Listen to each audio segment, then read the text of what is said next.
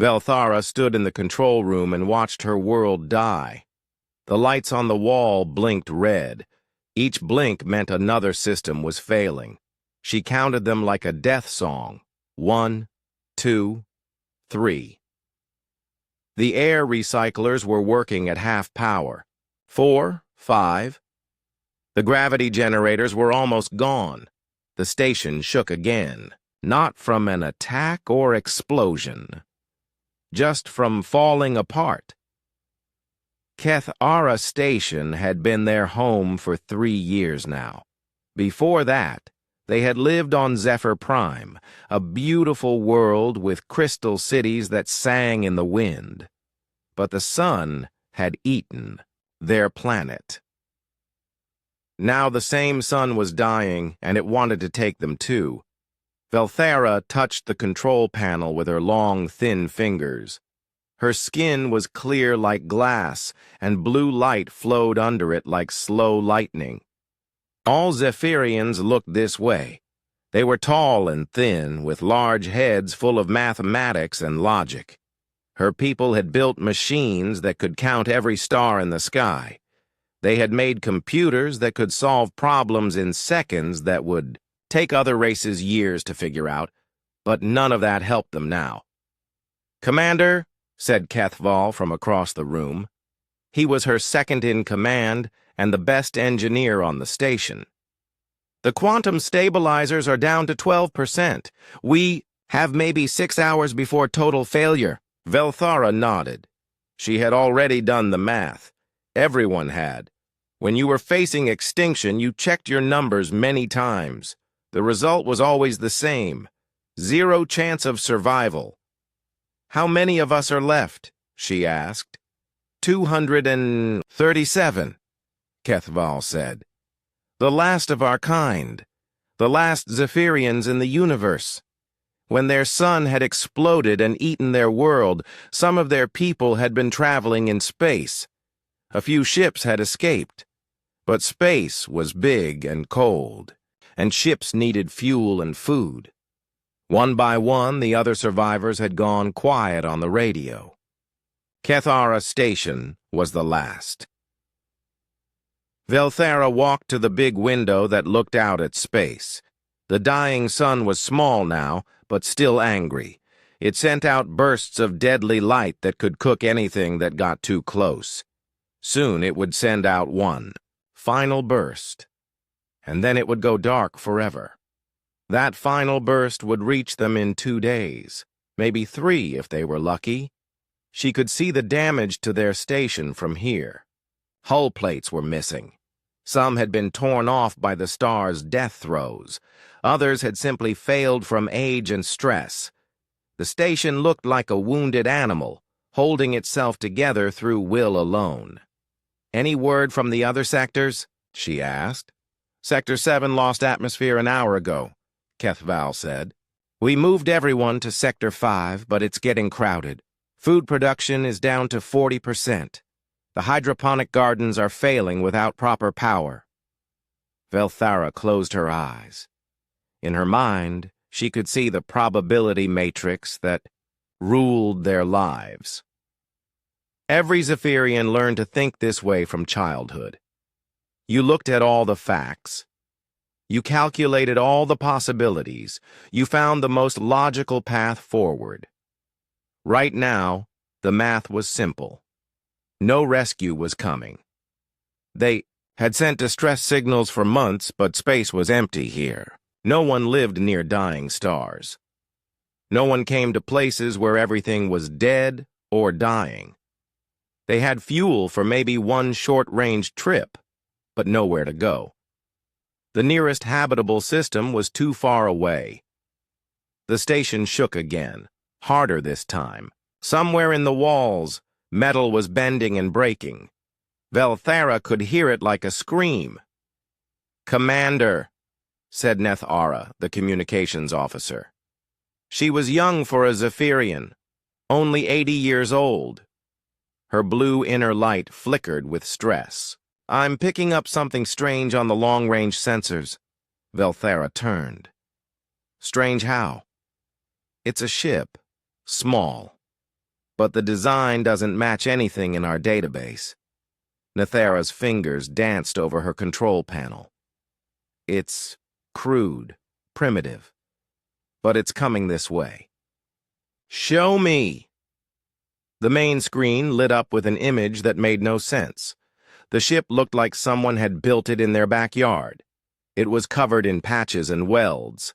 Parts of it didn't match other parts. It looked like 3 different ships had crashed together and someone had tried to make them work as one. But it was moving fast, and it was heading straight for them.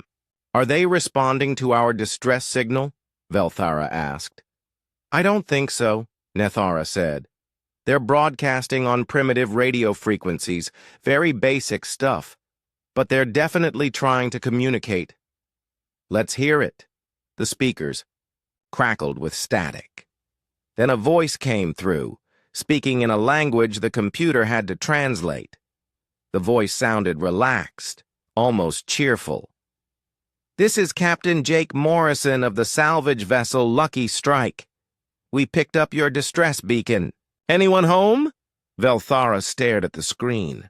Salvage vessel. That meant scavengers. Pirates, maybe. Ships that picked through the bones of dead civilizations. She had heard of such things, but had never seen one.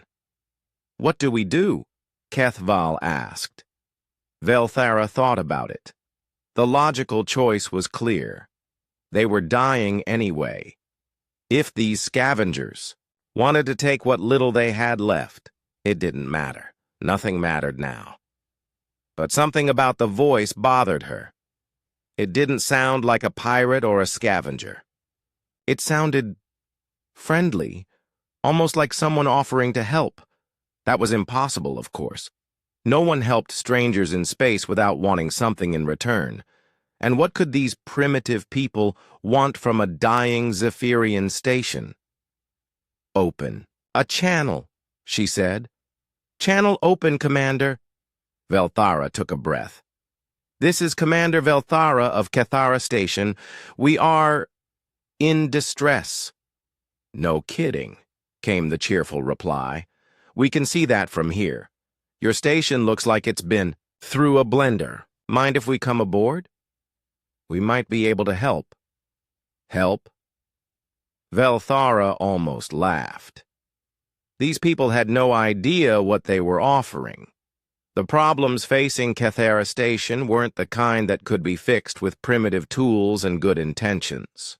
They were mathematical certainties, laws of physics, unavoidable reality. But what choice did she have? You may dock at Airlock 7, she said. Be warned, our systems are failing. It may not be safe. Lady, if we were worried about safe, we'd be in a different line of work. See you soon. The channel closed. Velthara looked at her officers. They all had the same expression on their faces. Confusion mixed with the faint, impossible hope that maybe, somehow, these strangers could do what all their science and mathematics could not. Velthara knew better. She had done the calculations too many times. Hope was just delayed disappointment. Miracles were just coincidences that people didn't understand yet, and primitive scavengers couldn't solve problems that had stumped the most advanced minds of her species. But as she watched the strange, patched-together ship grow larger on the screen, she found herself wondering what kind of people flew through space in such a ridiculous vessel, and what kind of captain offered help to strangers without asking what was in it for him. In 30 minutes, she would find out. The docking computer was already calculating the approach vector for the salvage ship. Soon, she would meet these humans face to face. She just hoped they would live long enough to regret coming here. The docking bay had seen better days. Half the lights were out, and the gravity field flickered every few seconds. Velthara stood near the airlock with 2 guards, watching the primitive ship attach itself to their station. The docking process was loud and messy.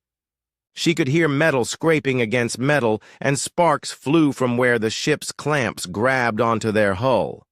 A proper Zephyrian ship would dock smoothly and quietly. This thing sounded like it was attacking them. "Seals are holding," Kethval reported from the control booth. "Atmosphere is stable. They're ready to come aboard." Velthara straightened her uniform. First contact with a new species was supposed to be a formal event. There were protocols to follow, procedures to respect. But nothing about this situation was normal. The airlock door opened with a hiss of escaping air. The first thing that came through was a smell. It was strange and earthy, like metal and oil, and something she couldn't identify. Then came the sounds.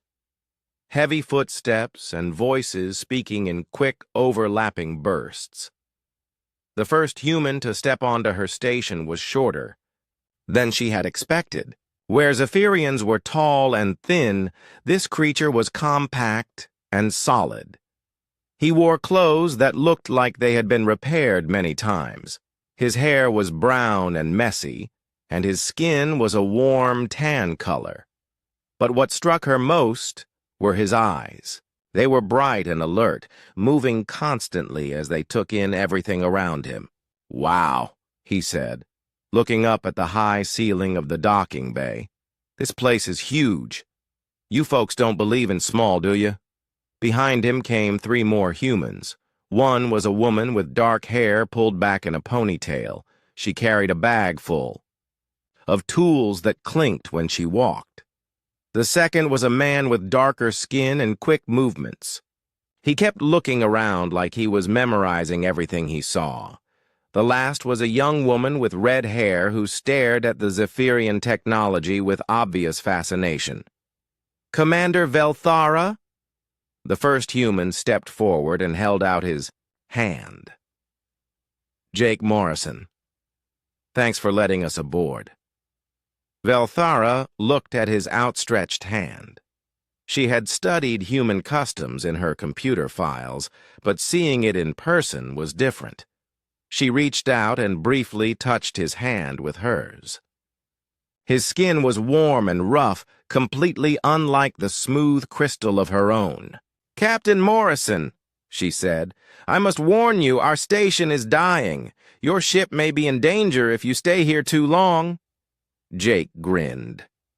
It was a strange expression, showing his white teeth. "Lady, Danger is our middle name. Well, actually, my middle name is Robert, but you get the idea."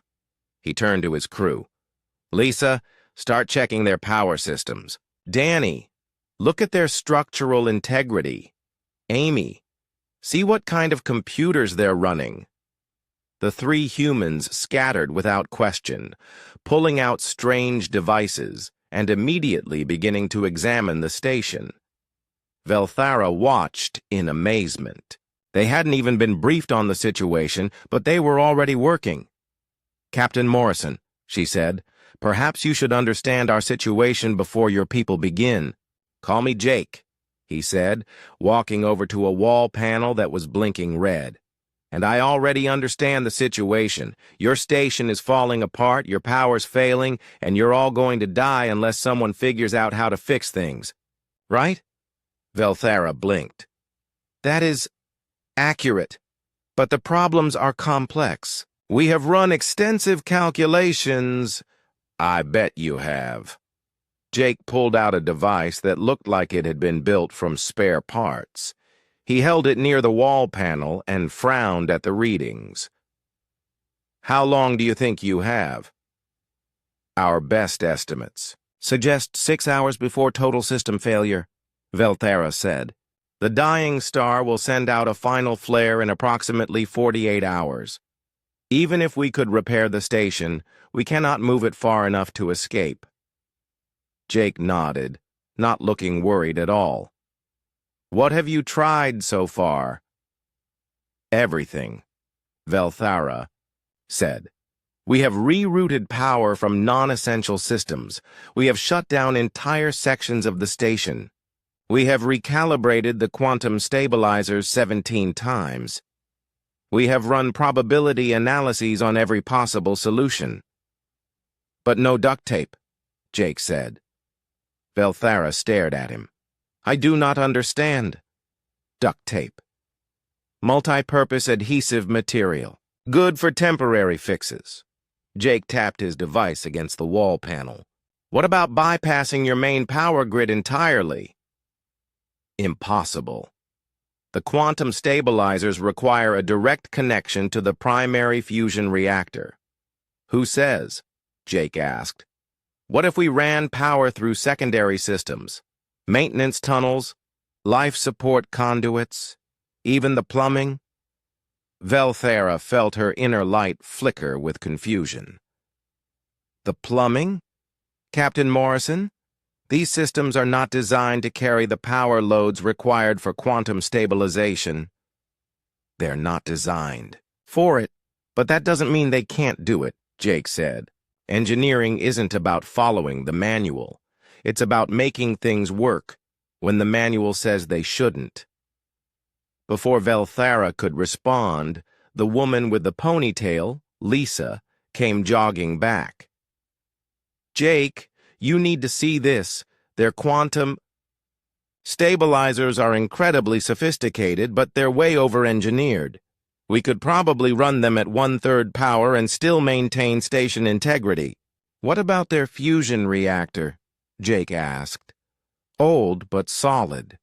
The problem isn't the reactor itself, it's the distribution network. Half their power conduits are fried. Lisa grinned. But I think I can jury-rig some workarounds. Velthara listened to this exchange with growing amazement. These humans were discussing her station's systems like they were simple mechanical problems. They showed no respect for the careful calculations and precise engineering that had gone into every component. Captain Morrison, she said. Jake, I appreciate your enthusiasm, but you must understand. These systems are the result of thousands of years of Zephyrian engineering. Every component has been mathematically optimized for maximum efficiency. And that's your problem right there, Jake said. Maximum efficiency doesn't leave room for flexibility. When something breaks, you can't adapt, because everything is too specialized. But the mathematics are just a starting point, Jake said. Real engineering happens when the math says something's impossible and you do it anyway. Amy, the red-haired human, came running up with her eyes bright with excitement. Jake, their computer systems are amazing. They're based on crystalline matrices that can process information at incredible speeds. But they're completely logical. They can't handle uncertainty or approximate solutions. Can you interface with them? Jake asked. I think so. I brought the neural interface headset. If I can create a bridge between their logical systems and human intuition, Amy paused. It might work. It should work. Actually, mathematically speaking, it probably shouldn't work at all. Perfect, Jake said. Those are the best kind of plans. Velthara felt something she had never experienced before. It was like watching someone solve a puzzle by hitting it with a hammer. Everything these humans suggested violated the basic principles of proper engineering. Their solutions were messy, improvised, and based on instinct rather than calculation. But somehow, she found herself believing they might actually work. Jake, said Danny, the quick-moving human. He was breathing hard from running around the station. I've checked your structural integrity. The good news is your station is tougher than it looks. The bad news is you've got microfractures throughout the hull. One more good shake and this place comes apart like a puzzle. Can we reinforce it? Jake asked. Not with what you've got here? But, Danny grinned. The Lucky Strike has enough hull plating to patch the worst spots. We'd basically be welding my ship to your station, but it might hold long enough to get you out of here. Wait, Velthara said. You would damage your own ship to help us? Jake looked at her like she had asked a strange question. Lady, What's the point of having a ship if you don't use it to help people?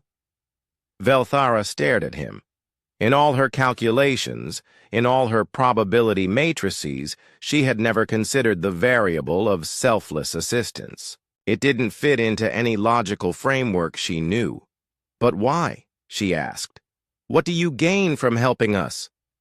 The satisfaction of a job well done, Jake said. Plus, if we pull this off, it'll be one hell of a story to tell in the bars. Lisa laughed. Don't forget the salvage rights. If we can save this station, we get to call ourselves the crew that pulled off the impossible. Salvage rights? Velthara asked. Standard procedure, Jake said. When we save something, we get a percentage of its value. Don't worry, we're not talking about taking your home. More like consulting fees. Velthara felt relief wash over her. This at least made sense. Payment for services rendered. A logical transaction. But as she watched the 4 humans begin to work on her dying station, she realized something that made her inner light flicker with an emotion she couldn't name. These people weren't just working for payment. They were enjoying themselves. They laughed as they worked, made jokes about impossible problems, and seemed genuinely excited about the challenge. For the first time in her life, Velthara wondered what it would be like to approach a problem not with careful calculation, but with hope and enthusiasm. It was a dangerous thought. Hope without mathematical basis was illogical. But as she watched Jake Morrison examine her station's systems with the confidence of someone who had never met a problem he couldn't solve, she found herself thinking that maybe, just maybe, logic wasn't the only tool in the universe. Maybe sometimes. 3 hours later, Velthara was beginning to question everything she knew about engineering. She followed Jake through a maintenance tunnel that was barely wide enough for her tall frame. The human moved through the cramped space like he had, built it himself, pointing at pipes and conduits with the enthusiasm of a child showing off toys. See this, Jake said, tapping a thick cable that ran along the tunnel wall. This is your secondary power line to the waste processing plant, completely separate from your main grid. Yes, Velthara said. It carries 0.003% of our total power requirements. Right now it does, but what if we boosted the signal? Jake pulled out a device that looked like it had been assembled from random parts. Lisa's already working on amplifiers. We run them in series, boost the power at each junction, and suddenly your sewer system is carrying enough juice to run. Half your station, Velthara calculated quickly. The conduits are not rated for such power loads. They would overheat and fail within minutes. Would they? Jake grinned. Amy's been running simulations on your computer systems. Turns out your safety margins are way higher than you think. These conduits could handle 10 times their rated load before failing.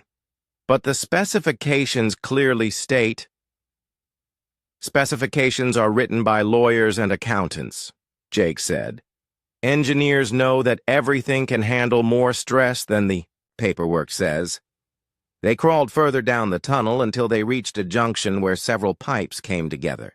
Jake stopped and pulled out what looked like a chunk of gray cloth from his tool bag. What is that? Velthara asked. Duct tape, Jake said proudly. The solution to half the problems in the universe. He began wrapping the gray material around, a joint where 2 pipes connected. Velthara watched in horror as he covered precise Zephyrian engineering with what appeared to be primitive adhesive fabric. Captain Morrison, she said, that joint was calibrated to exact tolerances.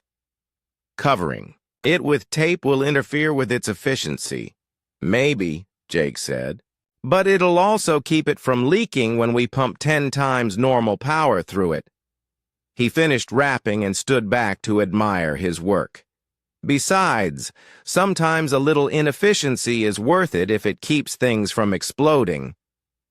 They crawled back toward the main station, but not before Jake had wrapped duct tape around 6 more joints and installed 3 devices that he called power boosters, but which looked suspiciously like spare parts from his ship. When they emerged from the maintenance tunnel, Velthera's uniform was dirty and her dignity was damaged. Jake, on the other hand, looked completely comfortable. His clothes were already dirty, so a little more grime didn't seem to bother him. "Jake!" Lisa's voice echoed across the corridor. She was jogging toward them with a huge smile on her face. "The reactor trick worked. We're getting 40% more power output by running the coolant system in reverse." "You did what?" Velthera said. "Ran the coolant backward," Lisa said. "Instead of cooling the reactor down, we're using the heat differential to generate extra power. It's not efficient, but it works." Velthera felt her inner light flicker with panic. "But the reactor specifications require proper cooling to prevent cascade failure." "Relax," Lisa said. "We're monitoring everything. The reactor's running hot, but it's well within safe limits." "Probably." "Probably?" "Engineering is an art, not a science," Jake said. "Sometimes you have to take calculated risks." "But the calculations show." "The calculations show what happens under normal circumstances," Jake interrupted. "Lady, nothing about this situation is normal. Normal calculations don't apply." They walked through the station corridors, and Velthera began to notice changes. Lights that had been dim were now bright. Computer panels that had been blinking red were now steady green. The constant vibration that had shaken the station for weeks was reduced to a barely noticeable hum. "How is this possible?" she asked.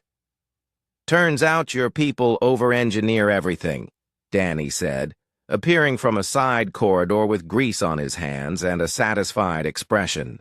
"Your hull is designed to handle forces that would destroy most ships. We just had to redistribute the stress patterns." "What did you do?" "Welded support beams from the Lucky Strike onto your weak points," Danny said. "My ship's not pretty, but it's tough. Your station now has the structural integrity of a brick wall." They entered the main control room, where Velthera stopped and stared. Amy was sitting in a chair with a strange device on her head, connected by cables to the station's main computer. Her eyes were closed, but her fingers moved constantly over a keyboard that wasn't there. "What is she doing?" Velthera asked. "Creating a neural interface," Jake said. "Your computers are incredibly powerful, but they can only work with absolute certainty. Amy's teaching them to make educated guesses. But that is impossible. Our systems are based on logical matrices. They cannot process uncertainty." "They can now," Amy said without opening her eyes. "I'm creating a bridge between logical processing and intuitive analysis. Your computers handle the math, my brain handles the maybes." On the main screen, Velthera could see status reports updating in real time. System efficiency was climbing steadily. Power distribution was stabilizing.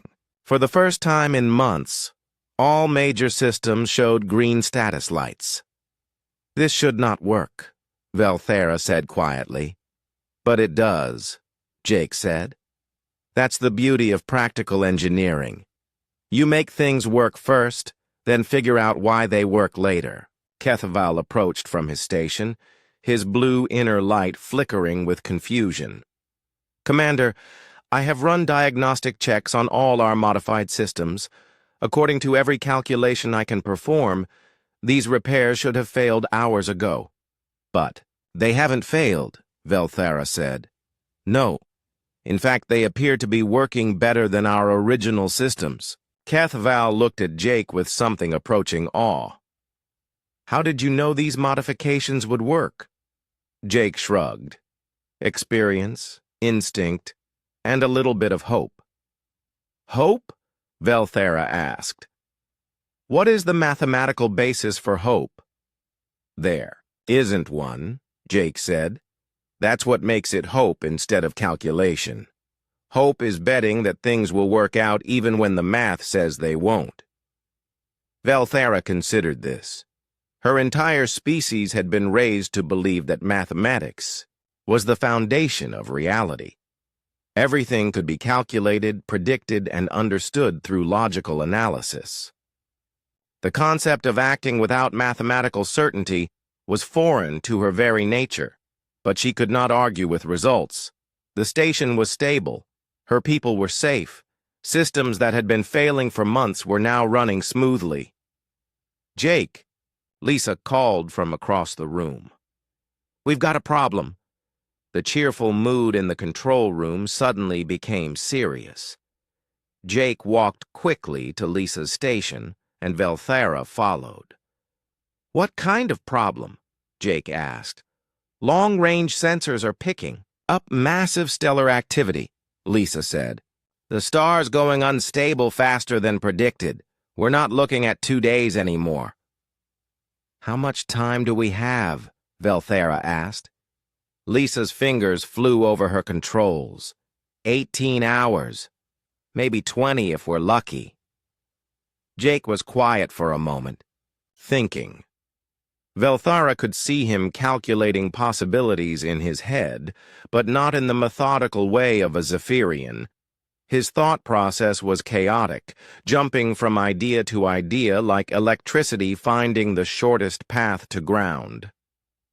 "Can we move the station?" he asked. "Move it where?" Danny said. "The nearest safe system is 6 months away at maximum velocity." "What about the local area?" Jake asked. "Any planets, moons, asteroids? Anything that could provide cover from the stellar flare?" Amy's eyes opened and she began typing rapidly on the interface. Scanning. There's a large asteroid about 2 million kilometers away. It's big enough to shield the station, but we can't move the station that far," Velthara finished. "Our propulsion systems are designed for orbital adjustments, not interplanetary travel." Jake was quiet again, and Velthara could see him working through some kind of internal calculation. When he looked up, he had the expression of a man who had just decided to do something completely insane. "What if we don't move the station?" he said. "What if we move the asteroid?" The control room went silent. Velthara stared at Jake, trying to determine if he was joking. The suggestion was so far beyond the realm of possibility that she couldn't even begin to calculate the problems involved. "Jake," Lisa said carefully, "that asteroid probably masses billions of tons. Moving it would require more energy than this entire system produces in a year." "Would it?" Jake asked. "What if we didn't move the whole thing? What if we just changed its orbit slightly? A small nudge in the right direction, applied at the right time." "You want to use gravitational mechanics to redirect an asteroid," Velthara said slowly. "Why not? Gravity is free. We just need to figure out how to use it." Velthara ran the calculations in her head. The mass of the asteroid, the gravitational forces involved, the precise timing required. The number of variables was enormous. The probability of success was... "It might work," she said, surprising herself. Jake grinned. "Now you're thinking, like an engineer." For the first time in her life, Velthara understood what hope felt like. It was terrifying and exhilarating at the same time. It was the feeling of looking at an impossible problem and deciding to solve it anyway. "What do we need to do?" she asked. "First, we need to get very creative with physics," Jake said. "Then we need..." The plan was insane. Velthara had run the calculations 6 times, and each time the result was the same. 0% chance of success. The energy requirements alone were impossible. The precision needed was beyond the capabilities of their equipment. The timing had to be perfect down to the microsecond. Jake loved it. "This is the kind of job that makes legends," he said, standing in front of the main display screen. The asteroid appeared as a rotating chunk of rock and metal, slowly tumbling through space 2 million kilometers away. Years from now, people will tell stories about the day we played billiards with space rocks. "If there is anyone left to tell stories," Kethaval said quietly. He had been running his own calculations, and his usual calm demeanor was cracking under the stress. "There will be," Jake said with complete confidence. "Amy, what's the word on our guidance systems?" Amy looked up from her neural interface station. She had been connected to the station's computers for 6 hours straight, and her eyes looked tired. But her voice was excited. "I've created a hybrid navigation system that combines Zephyrian precision with human intuition. The computers can calculate the exact trajectory we need, but I can make real-time adjustments based on changing conditions." "And the propulsion?" Jake asked. "That's where things get interesting," Lisa said. She had grease stains on her clothes and a huge smile on her face. "We can't move the asteroid directly, but we can use the Lucky Strike's engines to nudge it into a new orbital path. The trick is applying force at exactly the right angle." Velthara studied the display. "Even if we succeed in altering the asteroid's trajectory, we would need to move this station into the shadow zone at precisely the right moment. Our maneuvering thrusters are not designed for such rapid movement. That's why we're going to soup them up," Danny said. He was covered in welding burns and looked like he hadn't slept in days. "I've been stripping parts from every non-essential system on both ships. We're basically turning your station into a rocket ship." "A very slow, very clumsy rocket ship," Jake added. "But it only needs to work once. The past 12 hours had been a blur of impossible engineering. The humans had torn apart their own ship to provide parts for the station. They had rerouted power through systems that were never designed to carry it.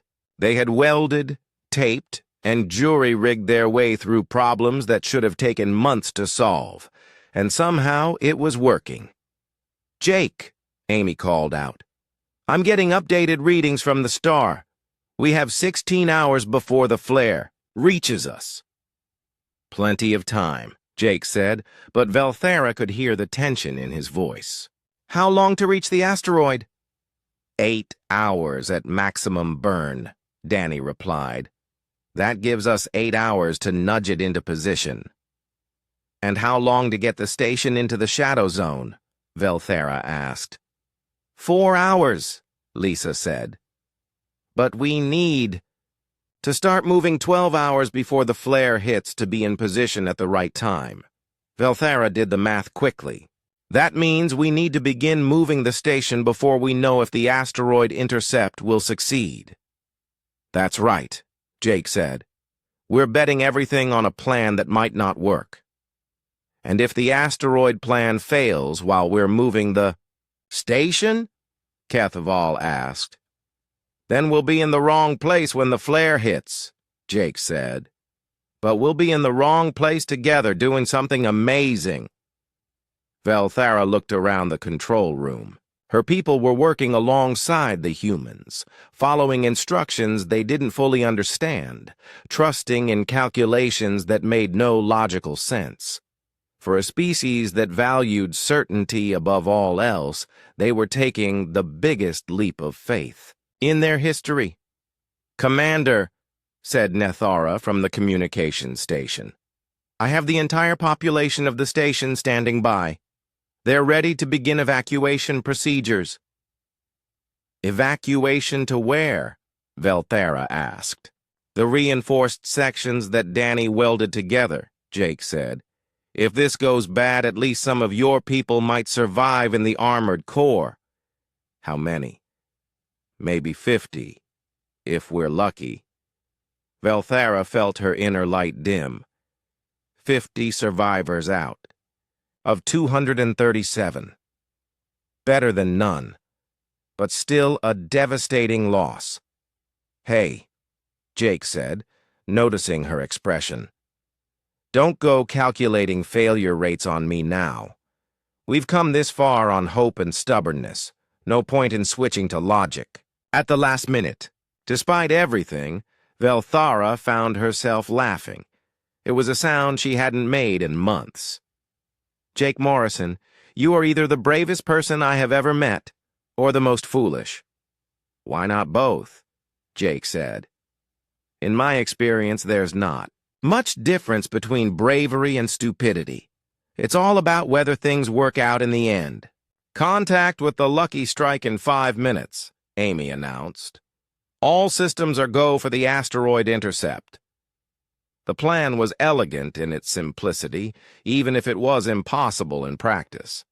Danny would pilot the Lucky Strike to the asteroid and use the ship's engines to apply thrust at a specific point on its surface. The goal wasn't to stop the asteroid or dramatically change its course. They just needed to alter its trajectory by a few degrees.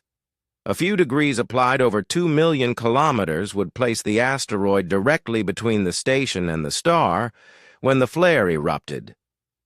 "Danny, you sure about this?" Jake asked over the radio. "As sure as I can be about something that's never been tried before," Danny's voice crackled back. "The Lucky Strike's built for hard knocks. If anyone can pull this off, it's her." "Remember, you don't need to be a hero," Lisa said. "Apply thrust for exactly 17 minutes, then get clear. Let the asteroid do the rest." "Copy that. Beginning." Approach now. On the main screen, they could watch the Lucky Strike's approach to the asteroid. The ship looked tiny against the massive chunk of rock, like an insect trying to move a mountain. "Contact in 30 seconds, Amy reported. "Trajectory looks good." Velthara held her breath. Everything depended on the next few minutes. If Danny could successfully alter the asteroid's path, they had a chance. If not, "Contact!" Amy shouted. "Engines are firing!" On the screen, they could see the bright flare of the Lucky Strike's engines against the dark surface of the asteroid. It looked insignificant, like trying to push a building with a flashlight. But space was patient. Small forces applied over long distances could create large changes. The question was whether they had enough time for those changes to matter. "Thrust is steady," Danny reported. "The old girl's holding together. 15 minutes to go." "How's the asteroid responding?" Jake asked. Amy's fingers flew over her controls. "Slight change in rotation. Very slight. But the orbital mechanics look good. If we can maintain thrust for the full 17 minutes, we can do this," Lisa said. "I know we can." Velthara watched the display, trying to process what she was seeing. A primitive human ship was attempting to redirect an asteroid using nothing but brute force and determination. It violated every principle of efficient engineering she had ever learned. It was also the most beautiful thing she had ever seen. 10 minutes, Danny reported.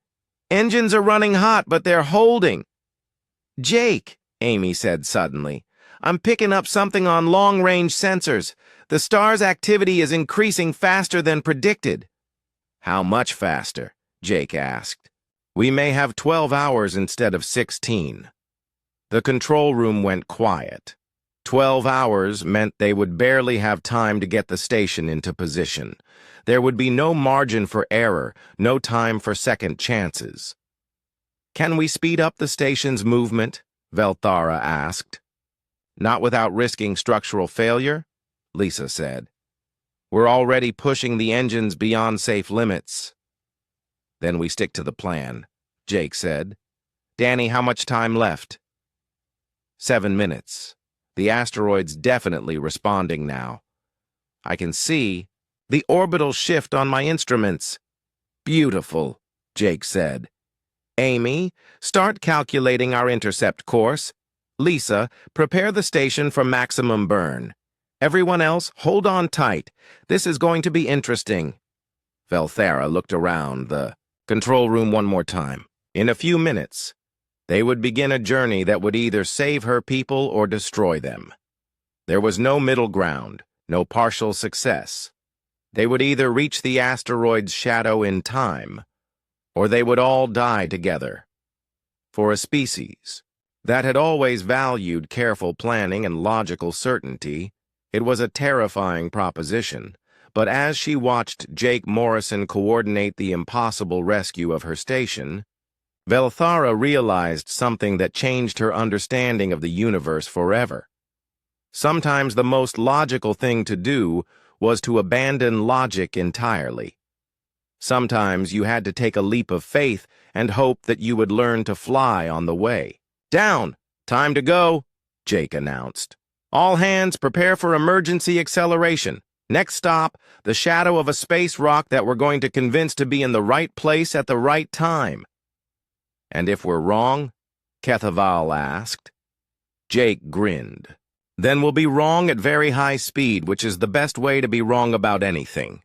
Despite herself, despite the calculations that said they were all going to die, Velthara found herself believing that somehow, impossibly, they were going to succeed. It wasn't logical. It wasn't rational. It wasn't even remotely probable. But, for the first time in her life, she understood that probability wasn't everything. Sometimes you just had to hope. The station shook like a living thing in pain. Velthara gripped her control panel as the emergency engines fired at maximum power, pushing the massive structure through space faster than it was ever designed to move. Around her, lights flickered, and computer screens showed warnings in 3 different languages. Structural integrity at 60% and falling, Kethaval reported, his calm voice cracking under stress. How much further? Jake shouted over the noise of straining metal and overloaded systems. 400,000 kilometers to the shadow zone, Amy called back. She was still connected to the neural interface, her eyes closed, but her face tense with concentration. But we're losing speed. The engines can't maintain this thrust much longer. Danny's voice crackled over the radio from the Lucky Strike, which was now racing to catch up with them after successfully nudging the asteroid. I can see the star from here. It's getting angry. Real angry. On the main screen, their destination looked impossibly far away. The asteroid was a dark spot against the stars, moving slowly toward an intercept course with their path. If their calculations were correct, it would arrive at exactly the right position to shield them from the stellar flare. If their calculations were wrong, they would all die in approximately 6 hours. Jake, Lisa said from her engineering station. The fusion reactor is running beyond redline. We're going to have a cascade failure if we don't reduce power. How long can it hold? Jake asked. Maybe 30 minutes. Maybe less. Jake was quiet for a moment, thinking. Velthara could see him running through possibilities in his head, weighing risks against benefits in the chaotic way humans seemed to think. What if we shut down everything except life support and engines? He said finally. Everything? Velthara asked. The structural integrity fields, the artificial gravity, the internal communications? Everything, Jake confirmed. We only need to keep people alive and keep the station moving. Everything else is luxury. Kethaval ran the calculations quickly. Without structural integrity fields, the station may break apart under the stress of acceleration. But it might not, Jake said. And without the extra power draw, the engines can run longer. It was another impossible choice. Risk certain structural failure to avoid certain power failure. Velthara looked around the control room at her people. all of whom were watching her with trust and fear in their crystalline features. "Do it," she said. Lisa's hands flew over her controls. One by one, systems shut down throughout the station. The artificial gravity failed first, leaving everyone floating in the sudden weightlessness. Then the lights dimmed to emergency levels. The constant hum of environmental systems faded to silence. But the engines kept firing. "That bought us maybe an hour," Lisa said. "But I don't know if the station can hold together that long without structural support." As if to answer her concern, a deep groan echoed through the hull. Somewhere in the station's framework, metal was bending under stresses it was never designed to handle. "Amy," Jake said, "how are we doing on the intercept course?" "Still on track," Amy replied, her voice strained from hours of neural interface connection. "The asteroid is moving into position. But Jake, I'm picking up something else. The star's activity is spiking beyond all our predictions." "How long do we have?" Velthera asked. 3 hours. Maybe less. 3 hours. They were still 6 hours away from the shadow zone at their current speed. Even if the engines held together, they wouldn't make it in time. "We need more speed," Jake said. "We're already at maximum thrust," Lisa said. "There's nothing left to give." Jake was quiet again, and Velthera could see him thinking through options that didn't exist. Then his expression changed, and she recognized the look. It was the same expression he'd had when he suggested moving the asteroid, and when he'd proposed running power through the station's plumbing. It was the look of a man about to attempt the impossible. "What if we use the Lucky Strike as a booster?" he said. "What do you mean?" Danny asked over the radio. "I mean ram your ship into our engines. Use your thrust to push us faster." The radio was silent for a long moment. Then Danny's voice came back, carefully controlled. "Jake, that would destroy the Lucky Strike, and probably kill me in the process." "Not if we do it right," Jake said. "You dock with our engine assembly, lock your ship in place, and fire your engines in sync with ours. It's dangerous, but it's not suicide." "It's close enough to suicide that I can see it from here," Danny said. "But if it works, how much extra speed would we get?" Lisa ran the calculations. "Maybe 40%. Enough to reach the shadow zone with an hour to spare."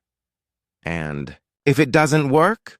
"Then we all die together instead of separately," Jake said. "Which is better anyway." Velthara listened to this exchange with amazement. These humans were discussing the destruction of their ship and the risk of their lives as if it were a routine engineering problem. They showed no fear, no hesitation, no concern for the logical impossibility of what they were attempting.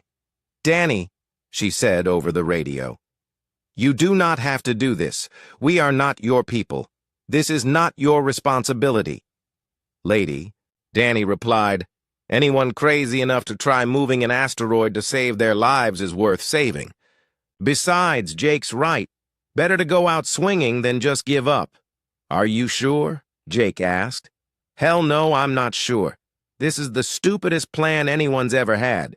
But it's our stupid plan, so let's make it work." The next 20 minutes were the longest of Velthara's life.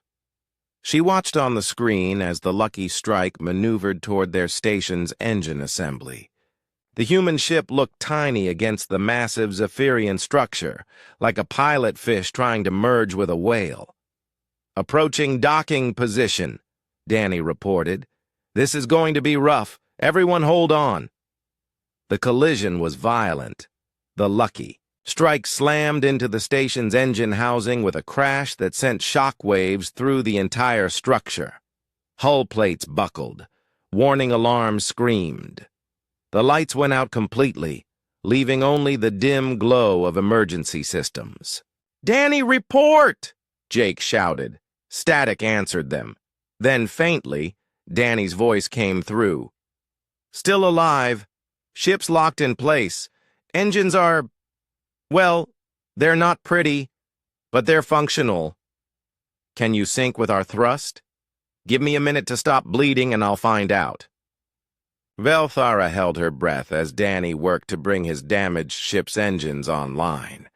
Around her, the station continued to groan and shake under forces that were slowly tearing it apart. "Ready!"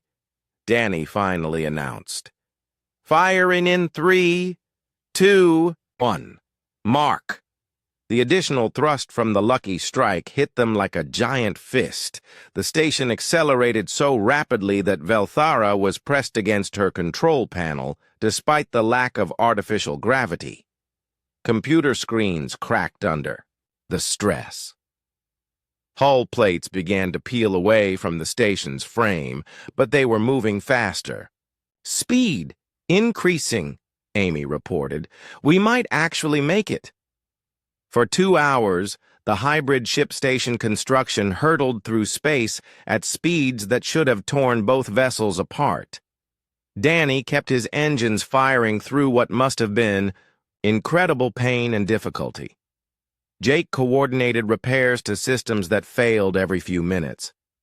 Lisa managed the power distribution between 2 completely different propulsion systems, and somehow, impossibly, it worked.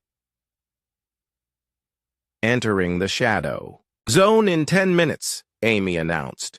"The asteroid is in perfect position." Velthara looked at the main screen. The asteroid had grown from a distant speck to a massive wall of rock and metal. They were going to pass behind it just as the dying star released its final deadly flare. "All stop," Jake ordered. "Shut down all engines." The sudden silence was deafening. After hours of constant acceleration, the absence of engine noise felt like entering a tomb.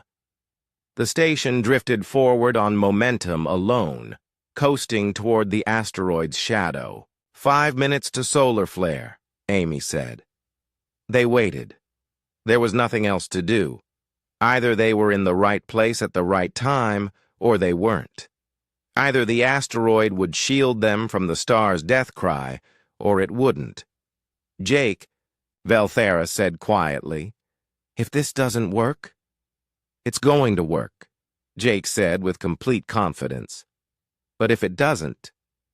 "Then we spent our last day doing something incredible," Jake said. "Not many people can say that." 2 minutes, Amy announced.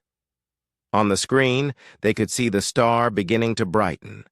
Not the gentle light of a normal sun, but the harsh, deadly radiance of a stellar explosion building toward its peak.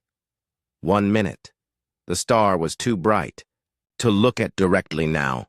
Even through the screen's filters, it hurt to watch. 30 seconds. Velthara closed her eyes and felt her inner light pulse with emotion she had never experienced before. Not fear, not hope, but something deeper. A sense of completion, of having lived fully in the moments that mattered most. "Flare eruption detected," Amy said. "Impact in 10 seconds." The universe went white. Even behind the asteroid, even through the station's hull, the light was overwhelming. Heat alarms screamed throughout the station. The outer hull plates began to glow red hot, but they were alive. "We did it," Jake said quietly. "We actually did it." The flare lasted for 6 minutes. When it finally faded, they emerged from behind the asteroid into a universe that had changed forever. The star that had once given life to Velthara's world was now a dim ember, too faint to be seen without instruments. But they were alive. All of them. "Well," Danny said over the radio, his voice